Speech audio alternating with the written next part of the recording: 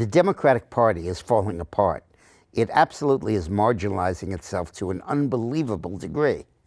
Having lost the election, having lost the support of its once basic blue-collar white constituency, it just has moved farther and farther and farther to the left. It's unbelievable. But now they're about to put Keith Ellison in as the head of the Democratic National Committee. Now, he had a pseudonym of Keith X. Ellison, also Keith Ellison Muhammad, when he worked on the staff of Louis Farrakhan, the anti-Semitic black leader. And he worked for him for a year and a half during the Million Man March in the 1990s.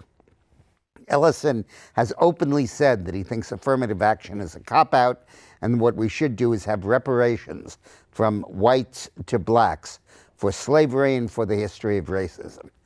He said that 9/11 was like the Reichstag fire that Adolf Hitler set in order to justify taking total power.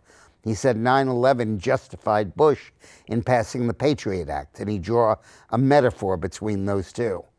And now it appears that the senator from Massachusetts, Elizabeth Warren, is going to be the leader, pretty much, of the Democratic Party over the next 4 years, although not the legislative leader.